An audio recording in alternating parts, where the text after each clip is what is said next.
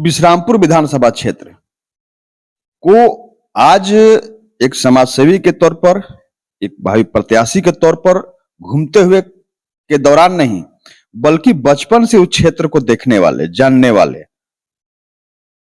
युवा समाज सेवी सब विधानसभा क्षेत्र के विधायक पद के भावी प्रत्याशी विकास दुबे जी हमारे साथ मौजूद हैं। हम उनसे बात करेंगे। विश्रामपुर विधानसभा क्षेत्र का जो गांव है, उसे आप बखूबी बचपन से देख रहे हैं। किस रूप में उस क्षेत्र को विकसित होना चाहिए था, क्या जरूरत थी और कितना हो पाया? लोग लंबे दिनों तक वहां के सत्ता पर काबिज रहे, क्या किया लोगों ने, क्या देखते हैं? सबसे पहले आपको और आपके बिंदास न्यूज चैनल को मेरे तरफ से बहुत बहुत धन्यवाद।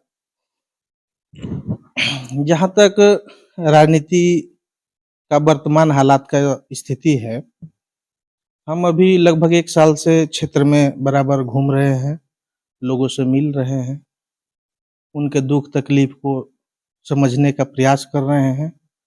जहां तक हो मदद का भी प्रयास किया जा रहा है, लेकिन क्षेत्र में समस्याओं का अंबार है। लोग मूलभूत सुविधाओं से वंचित हैं। 20 साल पहले, 25 साल पहले, 40 साल पहले जो क्षेत्र में स्थिति था, आज उसमें कोई परिवर्तन नहीं है। लोग काफी तकलीफ में हैं। उनको जो जीवन का जो मूलभूत जरूरत है, सड़क, बिजली, स्वास्थ्य, शिक्षा, बड़े बड़े हॉस्पिटल बन गए हैं, न उनमें डॉक्टर है, न दवाई है, न उसमें प्राथमिक उपचार करने वाले कर्मी भी नहीं है। स्कूल का वही स्थिति है, बिल्डिंग बन गया है, लेकिन शिक्षा का स्तर दिनों दिन गिरते जा रहा है। सरकार और जो पदाधिकारी हैं एकदम लापरवाह हैं। इस व्यवस्था को देखने के बाद हम यही समझे कि अभी तक जिन्होंने जनप्रतिनिधित्व जनता का किया, उनके हक अधिकार के लिए, उनके जरूरत के लिए कभी कोई काम नहीं किया। सिर्फ अपने स्वार्थ की राजनीति की और अपने आगे बढ़ने में, अपने स्वार्थ को पूरा करने में लगे रहे। आज जब आप क्षेत्र में जा रहे हैं, हर गांव का दौरा कर रहे हैं, विधानसभा क्षेत्र का हर गांव, और लोग भी आपसे मुलाकात करने आते हैं, लोगों से बात आपकी होती है, तो क्या कसक कहता है लोग, किस कसक के साथ वो जी रहे हैं? आपने एक फेसबुक वीडियो भी अपलोड किया था जिसमें आपने दिखाया था कि बढ़िया का एक गांव है जहां पर आज भी लोग सड़क के नाम पर पगडंडी से गुजरा करते हैं। आज देखिए, समस्या तो आप भी यहीं के रहने वाले हैं, अभी पत्रकारिता से जुड़े हुए हैं, तो समस्याओं के बारे में तो आप जानते हैं।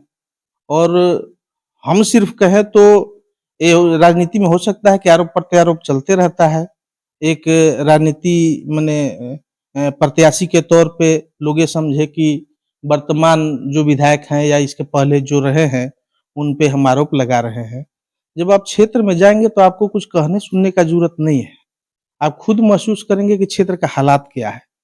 लोग वर्तमान राजनीति से, वर्तमान नेता से एकदम उदासीन हो चुके हैं और उनको इन लोग से किसी तरह का आस की कोई उम्मीद नहीं है। लोग पसंद कर रहे हैं कि कोई अच्छा आदमी आए और क्षेत्र में विकास करे, काम करे, उनके उम्मीदों को पूरा करे। कल आप विश्रामपुर के इलाके में थे, विश्रामपुर जो प्रखंड का इलाका है, वहां पर ढांचापर गांव में पहुंचे थे आप।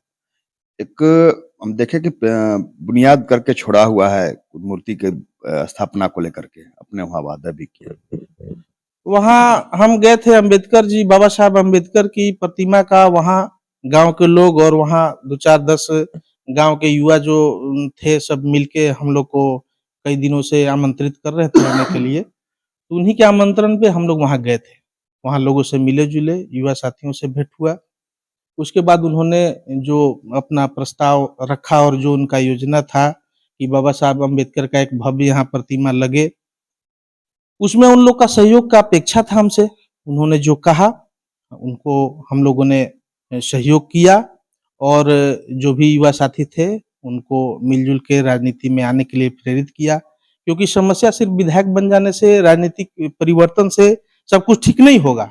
जब तक युवा राजनीति में भागीदारी नहीं करेंगे, समस्याओं के लिए खड़ा नहीं होंगे, तब तक कुछ परिवर्तन विशेष होने वाला नहीं है। दूर की बात हम नहीं करें, हमको भी याद पड़ता है जब आपने कहा कि आप एक पत्रकार हैं, उस इलाके से हैं, तो मुझे याद पड़ता है कि आपका खुद का गांव चोका, जो खुद सड़क से बहुत सालों से महरूम रहा था, अब शायद वहां सड़क बन गई है। लेकिन एक बार की बात है, याद आती है कि जब स्वर्गीय राजेंद्र बाबू उस समय विधायक हुआ करते थे, वो चुटकी लिए थे कि जब चोका में रोड नहीं है तब और जगह की बात क्या करें। ये बात तो सच्चाई से एकदम मने क्या बोला जाए, तो देखने समझने का चीज है। विकास तो कहीं दिखता नहीं है। अगर मान लीजिए कहीं सड़क बन भी गया, मुख्य सड़क अगर बन गया, लेकिन गांव का सड़क बदहाल है।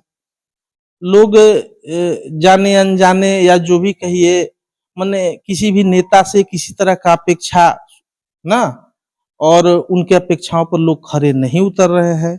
हम लोग तो खुद गढ़वा मुख्यालय से 40-45 किलोमीटर दूर मेरा गांव चोका गांव हुआ। अभी 2 साल पहले वहां बिजली आया। बिजली आने के बाद भी बिजली में सिर्फ घरों में लाइट जल रहा है। किसान के सिंचाई के लिए किसी तरह का कोई प्रबंध नहीं किया गया। तो सिर्फ लाइट अभी घर में ही जल रहा है। जब तक वो पूर्ण रूप से व्यवस्थित नहीं होगा और उसका लाभ किसानों को नहीं मिलेगा, तो खेती के लिए तो समस्या बरकरार रहेगा। सही बात है। खेती का जब बात आई है तो आसमानी बारिश अगर न हो तो आज भी हम लोग के यहाँ का जो खेत है आज भी उपजाऊ होते हुए भी बंजर है, क्योंकि सिंचाई का कोई माकूल व्यवस्था अभी तक नहीं हो पाया। सिंचाई के मामले में कोई काम अगर एक लाइन में कह दे हम कि नहीं हो पाया तो कोई अतिशयोक्ति नहीं हो। मेरा 37-38 साल उम्र हो गया, और जब से होश हुआ लगभग 15-20 सालों से राजनीति में हम लोग रुचि रखते हैं। और जब भी चुनाव आता है तो अनराज डैम, बाकी नदी, नहर और कई काम जब आप क्षेत्र में जाएंगे तो आपको लगेगा कि नहर में बस अगले साल पानी आने वाला है, लेकिन सिर्फ उसमें ठेकेदारी हो रहा है। आज 20 सालों से हम देखे कई नहर बना, पैसा निकला, ठेकेदार आए, बिल निकाले, पेमेंट हुआ, लेकिन पानी कहीं जा नहीं पा रहा है। गढ़वा और पलामू में किसान के लिए सबसे बड़ा समस्या पानी का ही है। और ये क्षेत्र एक तरह से सुखाड़ प्रभावित क्षेत्र भी है। बारिश का पानी, उसका तो कोई समय सीमा है नहीं, कभी बारिश समय पे होता है, कभी नहीं होता है। तो किसान के लिए भी कोई काम सरकार कहिए या यहाँ के जनप्रतिनिधि का उदासीनता कहिए, और इसके लिए सारा काम सरकार ही दोषी नहीं है। सरकार तो योजना लाया था, यहाँ पैसा भी खर्च हुआ, लेकिन अगर वो धरातल पे नहीं उतर रहा है, पैसा खर्च होने के बाद भी किसान के खेत में पानी नहीं जा रहा है, तो इसका मतलब उसमें भ्रष्टाचार हो रहा है। यहाँ के जनप्रतिनिधि उसमें शामिल है और सब मिलजुल के बांट के खा रहे हैं। अभी हमारे आप क्षेत्र में जाएंगे, आप 3-4 नहर आपको दिखेगा कि उसमें काम चल रहा है, लेकिन हमको नहीं लगता है कि अगले सीजन में किसान के खेत तक पानी पहुंच पाएगा। तो किसान के लिए या वो पटवन का समस्या हो या बिजली का व्यवस्था में मोटर चलाने के लिए हो, तो कहीं कोई इस तरह का है नहीं। किसान आज इसीलिए नीलगाय की समस्या से भी बहुत प्रभावित है। पहले 20 साल पहले बहुत सिंचाई का व्यवस्था नहीं था, लेकिन हमारा क्षेत्र जो हेठार के नाम से जाना जाता है, काफी खुशहाल था, समृद्धशाली था। लोग अपने मेहनत से बहुत अच्छा खेती किसानी करते थे। लेकिन विकास होने के बाद जो दावा करते हैं लोग, रोड बन जाने के बाद या ये कहिए कि हमने बहुत काम किया, आज हमारे क्षेत्र में जाएंगे तो किसान का स्थिति एकदम बदहाल हो चुका है। कहीं आपको खेत मिलेंगे नहीं। अगर कहीं किसान खेती कर भी रहे अपने मेहनत से, अपने पैसा लगा के, तो नीलगाय की समस्या से बहुत प्रभावित हैं। लगभग खेत सभी ऐसे ही पड़े हुए हैं, बंजर हो चुके हैं। ऐसा ही समस्या है। और सबसे बड़ी बात कि जब खेत बंजर हैं, कोई रोजगार का साधन भी नहीं है क्षेत्र में, तो वहां के युवा पलायन करते हैं। अब पलायन इस उद्देश्य से करते हैं कि बाहर जाएंगे तो हमारे हिस्से में रोटी आएगी, हम वहां काम करेंगे, हम हमारे साथ साथ हमारे परिवार का लालन पोषण होगा। लेकिन उनके पाले में रोटी नहीं, मौत आती है। आपको बताएं कि एक जिले का ही गोसांग गांव है, उसी क्षेत्र का ही, जहां लगातार युवकों की मौत हुई है वहीं बाहर काम करने के बाद। देखिए, झारखंड हमारे देश में सबसे समृद्ध राज्यों में गिना जाता है। धनी राज्य भी कहते हैं राजनेता लोग जो भी भाषण देने आते हैं। खनिज संपदा का भरपूर यहाँ रहा है। लगभग सभी खनिज हमारे क्षेत्र में है, पलामू गढ़वा में भी है। कुछ नक्सल समस्या की वजह से उद्योग धंधा नहीं लग पाया, तो नक्सल समस्या भी सरकार की उदासीनता और जो हमारे कमजोर वर्ग थे, गरीब वर्ग थे, उनको उनके साथ जो प्रताड़ना हुआ या उनके प्रति जो सरकार उदासीन रही, इसके वजह से हुआ था। बीच में कुछ व्यवस्था में सुधार हुआ, ऐसा कहना एकदम गलत है कि किसी ने कोई काम नहीं किया।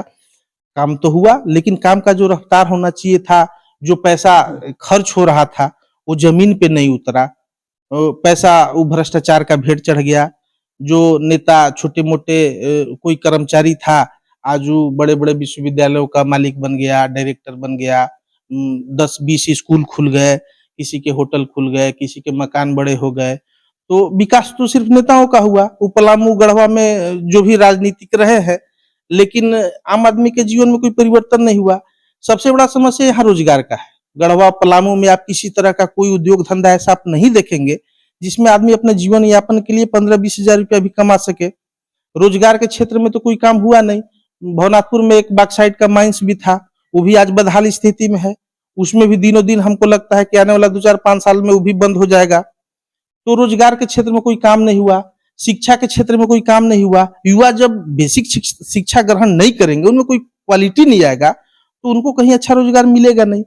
तो आप तो डिग्री बांट रहे हैं कॉलेज के माध्यम से, आप तो पैसा ले रहे हैं, बीएड में बना दे रहे हैं, आप इंजीनियर बना दे रहे हैं डिग्री के माध्यम से, लेकिन क्वालिफिकेशन और उनमें योग्यता तो आ नहीं रहा है, तो वो बेरोजगार हो जा रहे हैं।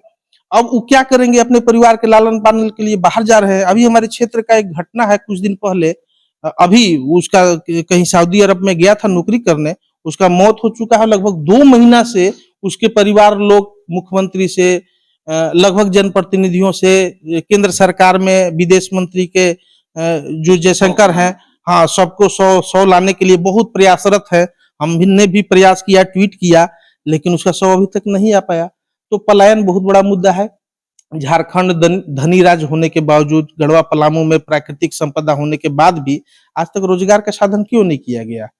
यहाँ के लोग क्यों बेरोजगार है, क्यों बाहर जाने के लिए मजबूर है? ये तो प्रश्न उठता है।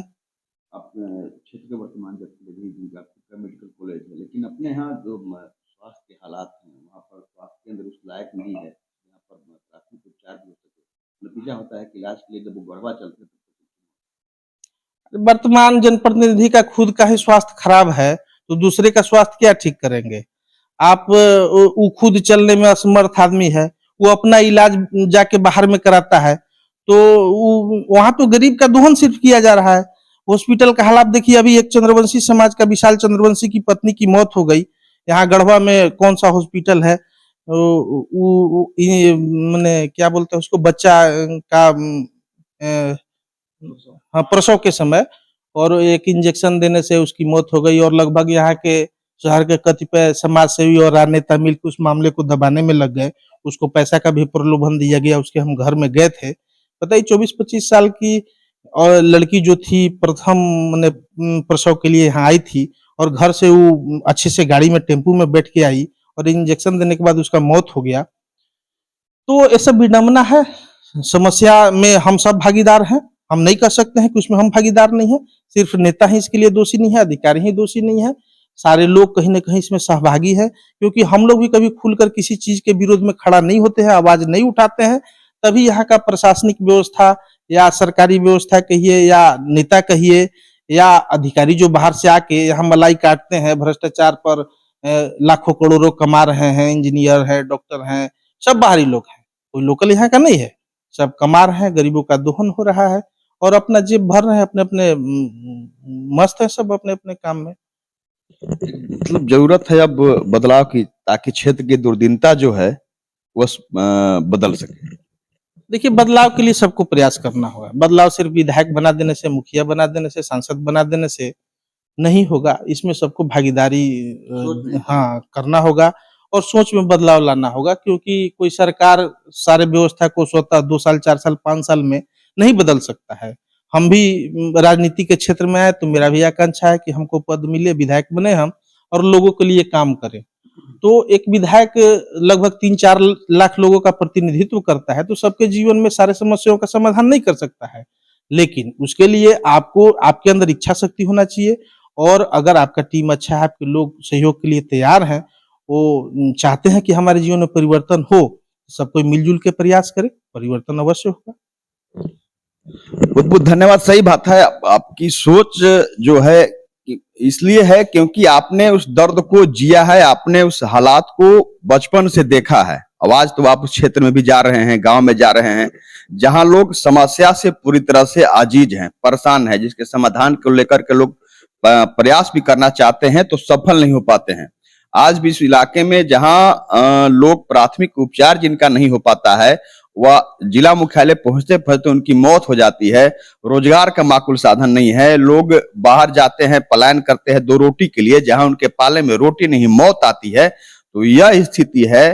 तो इस स्थिति में बदलाव लाने के लिए केवल एक जनप्रतिनिधि आप चुनेंगे तो नहीं बदलाव आएगा, बल्कि आपके सोच में ही बदलाव आना चाहिए। विकास जी ने कहा कि सब कुछ सोच में आपका बदले और एक क्रांति की जरूरत है, क्योंकि आपका क्षेत्र केवल दोहन वाला क्षेत्र होकर रह गया है आज से नहीं, दशकों से। जरूरत है आपके सोच में उस बदलाव की, तभी आपका क्षेत्र बदल सकता है, आपकी स्थिति में परिवर्तन हो सकता है। धन्यवाद।